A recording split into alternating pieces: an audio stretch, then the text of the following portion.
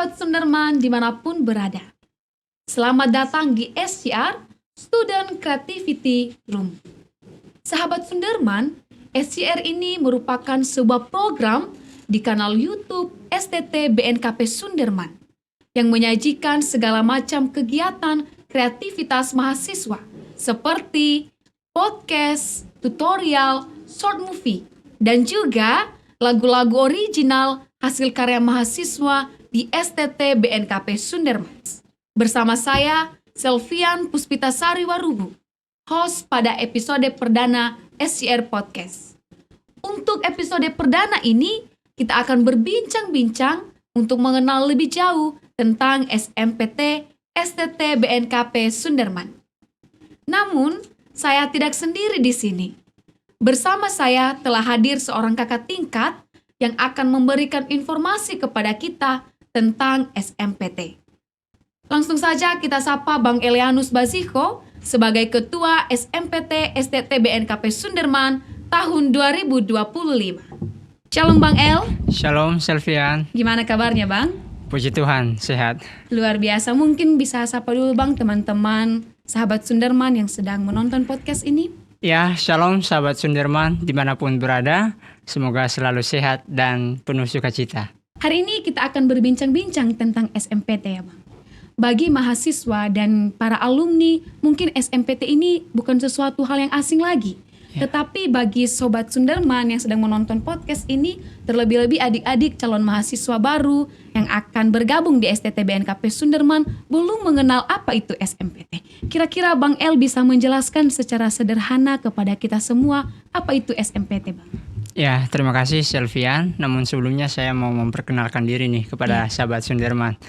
Perkenalkan, saya Elianus Baziko, mahasiswa program studi S1 Teologi semester 6. Di SMPT sendiri, saya menjabat sebagai Ketua SMPT tahun 2025. Nah, masuk ke pertanyaan Selvian tadi ya, apa itu SMPT? Jadi SMPT itu kepanjangan dari Senat Mahasiswa Perguruan Tinggi nih, Sel. Nah, kalau di STT BNKP Sunderman sendiri, SMPT itu adalah organisasi mahasiswa, sama seperti BEM atau Badan Eksekutif Mahasiswa. Kalau di perguruan tinggi lainnya, itu fungsinya untuk menampung dan menyalurkan aspirasi mahasiswa-mahasiswi STT BNKP Sunderman. Kurang lebih begitu, Selvian. Oh, jadi singkatnya SMPT ini adalah sebuah organisasi ya Bang ya, untuk menampung aspirasi mahasiswa. Namanya juga organisasi ya Bang. Pasti di dalam sebuah organisasi itu ada strukturnya. Betul. Kira-kira Bang di SMPT ini apa saja struktur organisasi Bang yang ada di SMPT ini? Nah, kalau bicara soal struktur organisasi SMPT, tadi saya sudah jelaskan bahwa SMPT itu ada di lingkup atau di bawah naungan STT BNKP Sunderman, dan karena itu penanggung jawabnya langsung adalah pimpinan STT BNKP Sunderman, dalam hal ini Puket 3 bidang kemahasiswaan. Nah, kalau bicara soal kepengurusan nih, pertama kita mengenal ada pimpinan SMPT. Ada ketua, wakil ketua, sekretaris, dan wakil sekretaris. Jadi keempat orang ini secara kolektif dan kolegial itu bersama-sama mengkoordinasikan jalannya kegiatan-kegiatan SMPT.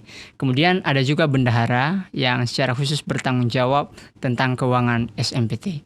Nah, 4 orang pimpinan ini ditambah dengan 1 orang bendahara tadi itu disebut pengurus harian, 5 orang. Oh, jadi 5 orang ya Bang? Ya, itu pengurus harian, tapi pimpinan tadi hanya 4 orang. Iya. Nah, kemudian ada bidang-bidang. Di SMPT sendiri ada 5 bidang. Setiap bidang itu ada 1 orang koordinator dan ada beberapa orang anggota bidangnya. Ada 1 itu bidang kerohanian, ada bidang pendidikan dan pengajaran, koordinatornya Selvian sendiri. Ya, kemudian ada bidang pengembangan minat dan bakat, ada bidang dokumentasi, publikasi dan sosial, dan ada bidang finansial ekonomi. Dari penjelasan Abang tadi terlihat bahwa di SMPT ini ada pengurus harian dan 5 bidang dengan tupoksinya masing-masing. Lalu apa saja program-program SMPT tahun 2025 ini yang mungkin sudah, sedang, dan akan dilaksanakan Bang? Ya, untuk program-program SMPT sendiri di tahun 2025 ini kita ada program umum nih. Kemudian ada juga program-program bidang. Jadi kalau program umum itu program yang dalam pelaksanaannya ditangani langsung oleh pengurus harian. Bisa pengurus hariannya langsung koordinir, bisa juga nanti kita bentuk tim. Nah, untuk program umum sendiri di tahun ini ada beberapa.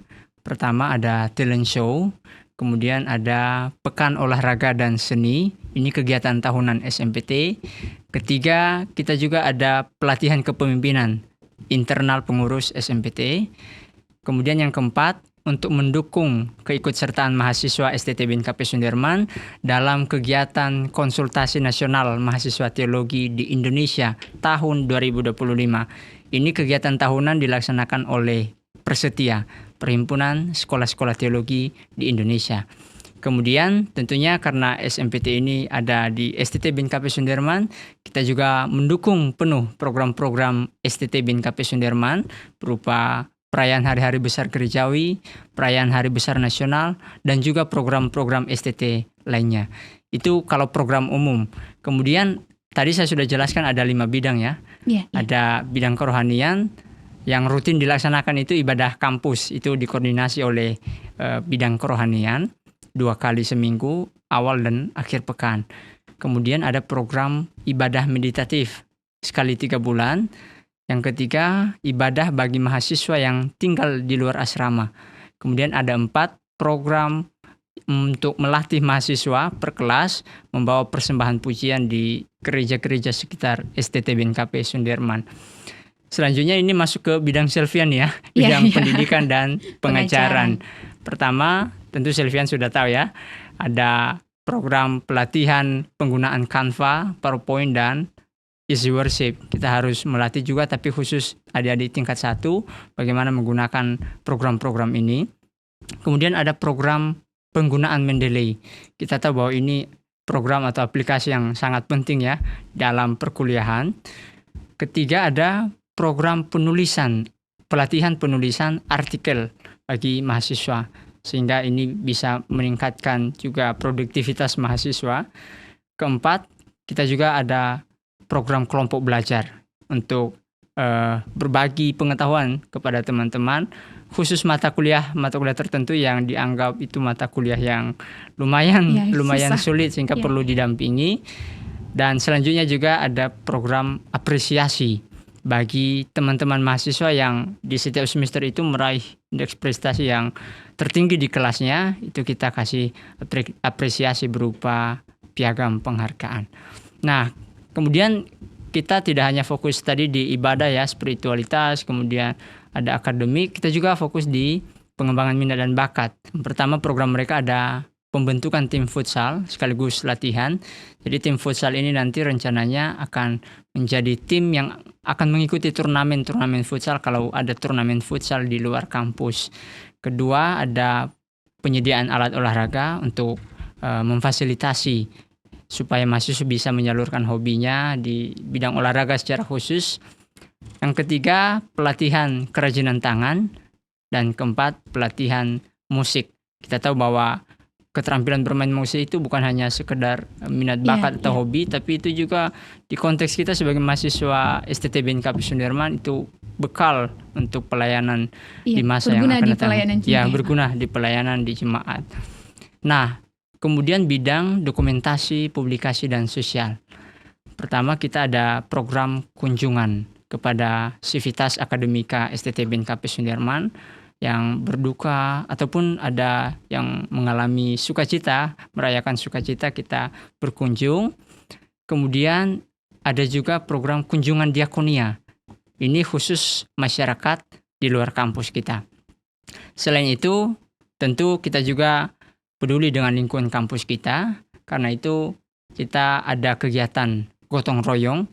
Kita biasa melaksanakannya per tingkat sehingga lingkungan kampus kita bisa tetap terjaga kebersihan dan kenyamanannya. Dan kemudian kita juga punya program pengembangan media sosial SMPT. Kita tahu ya Sel bahwa sekarang ini era digital ya, hingga penyebaran informasi itu sangat cepat melalui media sosial. Dan karena itu SMPT juga ikut ambil bagian di situ dalam mempublikasikan kegiatan-kegiatan di kampus melalui media sosial. Dan program yang terakhir di bidang dokumentasi, publikasi dan sosial, apa yang kita laksanakan sekarang ini nih, Iya. podcast itu juga masuk di program dokumentasi, publikasi dan sosial. Nah, bidang selanjutnya adalah finansial ekonomi. Kalau finansial ekonomi itu mereka khusus untuk mengusahakan dana untuk membiayai keperluan-keperluan kita di SMPT. Oleh karena itu biasa mereka menggali dana melalui bazar. Mereka ngadain bazar di lingkungan kampus, terus juga mereka kita manfaatin lahan yang ada di lingkungan kampus kita nanam sayur. Jadi bukan hanya soal untuk dapat uang juga, tapi melatih jiwa kewirausahaan teman-teman mahasiswa, secara khusus ini pengurus SMPT. Jadi kurang lebih seperti itu program-program SMPT di tahun 2025 ini, Sal. Ya, luar biasa ya Bang. Ternyata program-program di SMPT tahun 2025 ini lumayan banyak juga ya Bang. Ya. Sebagai mahasiswa di satu sisi kita harus fokus untuk perkuliahan kita Bang. Betul. Tetapi di sisi lain kita harus bisa memberikan waktu yang cukup untuk program-program SMPT supaya bisa berjalan dengan baik dan lancar. Lalu Bang, melihat program yang cukup banyak ini, apakah ada juga kendala-kendala atau tantangan-tantangan yang dihadapi dan dialami dalam pelaksanaan kegiatan SMPT? Kalau ada Bang, seperti apa kendala dan tantangan dan bagaimana Abang sebagai ketua SMPT untuk mengatasi kendala-kendala yang ada, baik di Abang sendiri maupun dengan rekan-rekan pengurus SMPT lain? Ya, nah kalau bicara soal tantangan dan kendala itu memang gak bisa dipungkiri, Sel. Itu pasti selalu ada. Tadi Selvian juga sudah katakan bahwa kita mau gak mau sebagai mahasiswa kan memang fokus utamanya harus kuliah. Iya. Dan ngerjain tugas-tugas kuliah tentunya. Tapi sebagai pengurus SMPT juga kita harus menjalankan tanggung jawab. Dan karena itu kita harus bisa memberi waktu yang cukup juga untuk menjalankan kegiatan-kegiatan SMPT. Jadi memang tantangan utamanya di situ. Bagaimana menyelaraskan ini, membagi waktu dengan baik. Satu sisi fokus kuliah, tapi satu sisi juga kita fokus untuk menjalankan program SMPT. Jadi kita harus bisa memanajemen waktu dengan baik.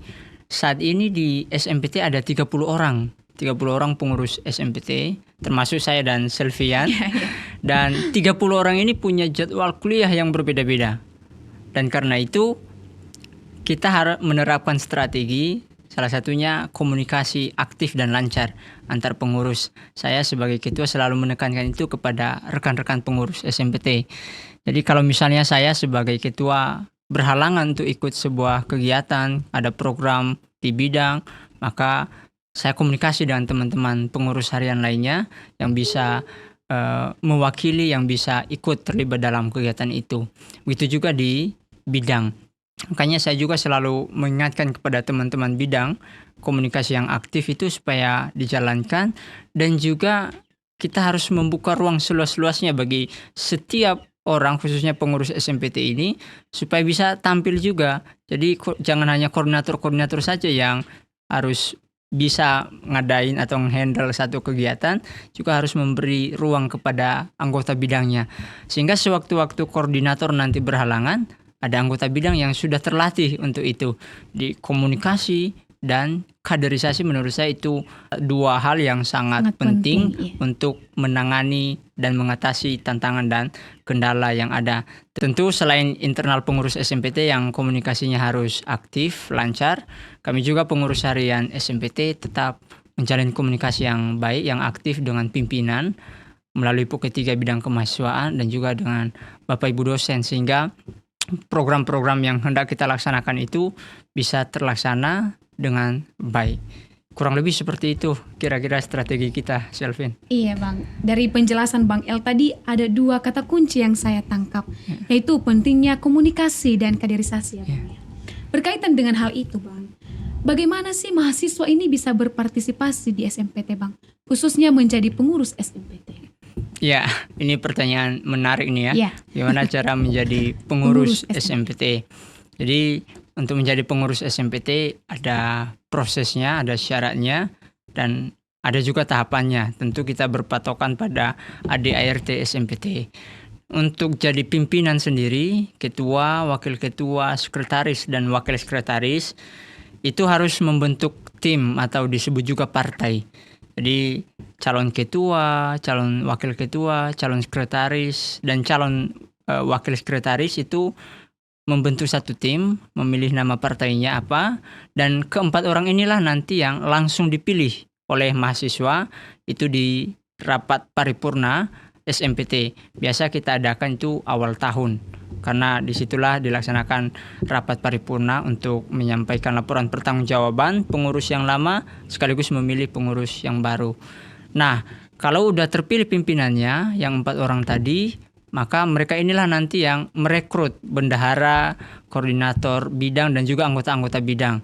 Pengalaman kita kemarin itu pakai sistem Google Form, kita umumkan di ibadah kampus, dan tentu di dalam menentukan siapa yang mengisi posisi-posisi ini, bendahara, koordinator, dan anggota-anggota bidang, itu yang 4 orang tadi pimpinan berembuk. Jadi bukan hanya ketuanya saja yang ambil keputusan. Itu berembuk, tentu dipertimbangkan juga keterwakilan setiap kelas. Karena ini kan SMPT itu kan wadah perwakilan mahasiswa. Dan karena itu kita usahakan setiap kelas punya perwakilannya, juga setiap prodi. Jadi tidak boleh hanya didominasi oleh satu prodi saja. Tanpa mengabaikan faktor pengalaman dan kompetensi mahasiswa. Jadi kita pertimbangkan di situ. Kurang lebih seperti itu kalau untuk menjadi pengurus. Tapi kalau untuk berpartisipasi secara umum, berkontribusi di SMPT, tentu seluruh program-program SMPT itu kan sasarannya mahasiswa nih. Jadi kita berupaya supaya program-program itu berpihak ke mahasiswa. Dan karena itu dari teman-teman mahasiswa yang kita harapkan adalah keterlibatan aktif. Ketika ada program, ada kegiatan, ada pelatihan yang kita buat dari SMPT, supaya ikut terlibat aktif untuk mengikutinya. Demikian, Sel. Ya, seperti yang sudah Bang El jelaskan tadi bahwa SMPT ini merupakan wadah untuk menampung aspirasi mahasiswa ya Bang. Ya. Jadi Bang, berkaitan dengan hal itu Bang, seperti apa sih mekanisme dalam menampung aspirasi tersebut Bang? Bagaimana cara mahasiswa ini bisa menyampaikan aspirasinya Bang? Ya, kalau bicara soal aspirasi sendiri, tentu itu ada banyak ragamnya.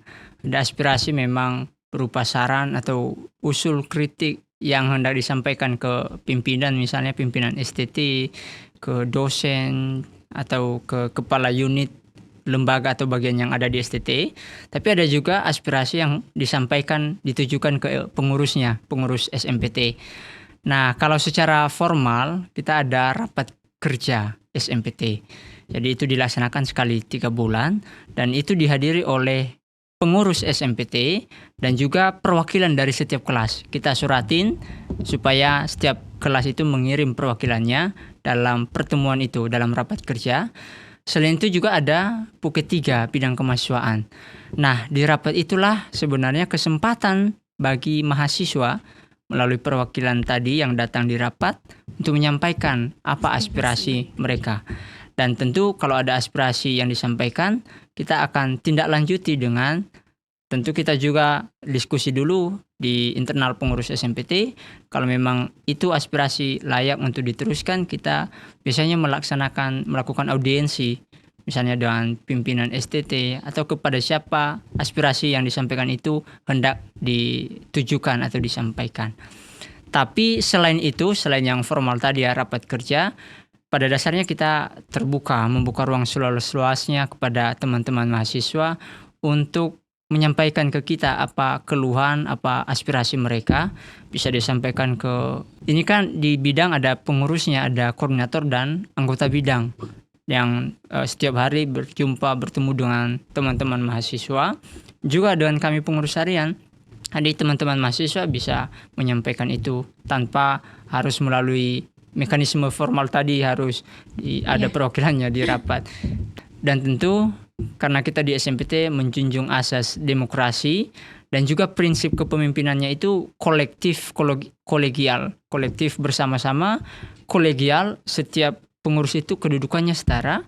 Maka ketika ada aspirasi disampaikan ke kita, itu ada diskusi dulu di internal pengurus SMPT. Jadi tidak buru-buru saja misalnya saya sebagai ketua langsung mengambil keputusan. Itu tidak sesuai dengan prinsip. Jadi kita rembuk dulu dan kalau kita sudah ambil keputusan baru kita kemudian tindak lanjuti aspirasi itu. Jadi itu seperti itulah mekanisme kalau di SMPT. Baik Bang, baik. Pertanyaan terakhir nih Bang El. Oh ya. Apa sih manfaatnya Bang bergabung di SMPT? Khususnya apa sih manfaatnya menjadi pengurus SMPT ini Bang? Mungkin Bang El bisa menjelaskan seperti apa manfaatnya sehingga bisa menginspirasi adik-adik calon mahasiswa baru untuk bergabung dan mau menjadi pengurus SMPT Bang. Ya, pertanyaan yang tidak kalah menarik dan juga penting karena banyak mahasiswa juga kadang-kadang antipati untuk ikut terlibat dalam organisasi mahasiswa seperti SMPT karena alasan sibuk lah, bikin capek, kadang-kadang hanya buang-buang waktu itu betul.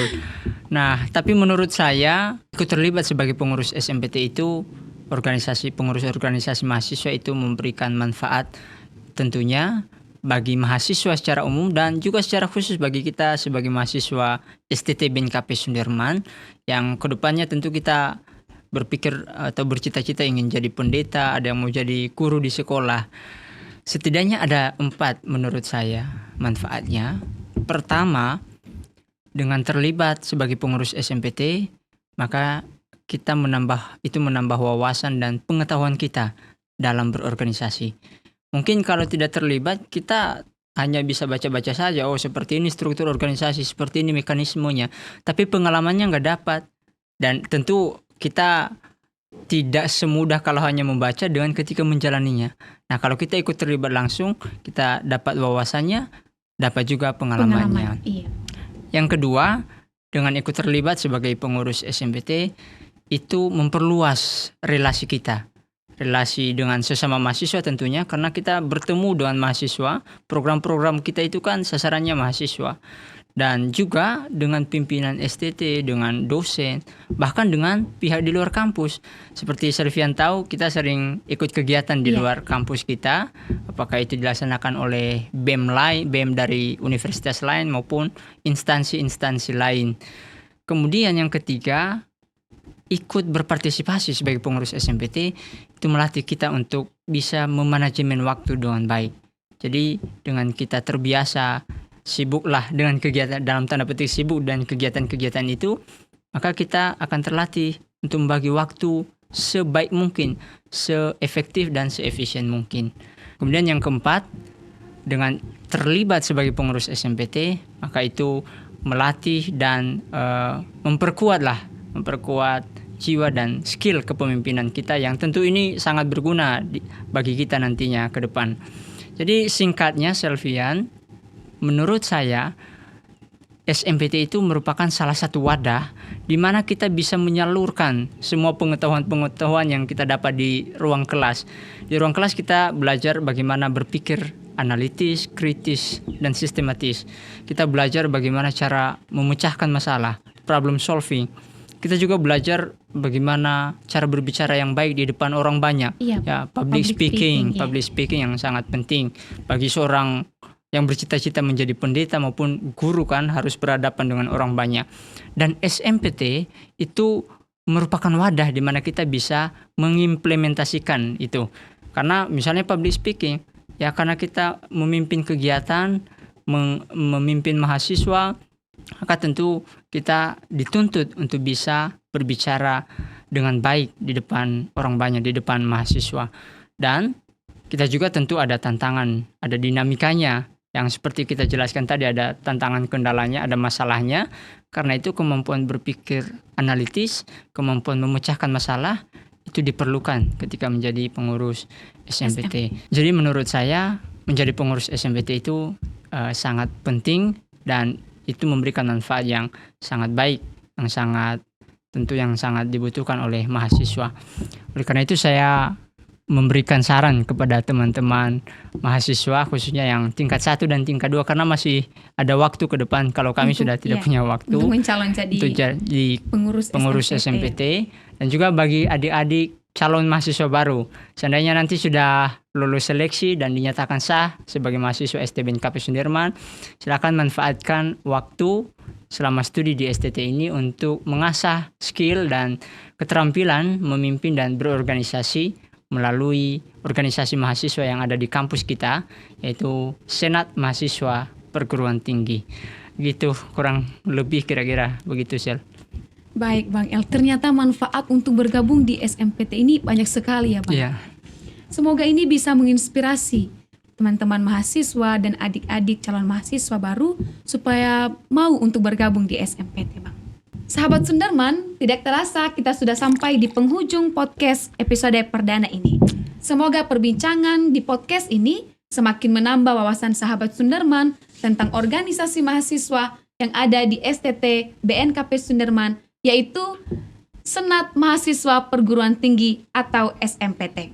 Sebelumnya terima kasih kepada Bang El yang sudah sharing memberikan informasi kepada kita tentang SMPT.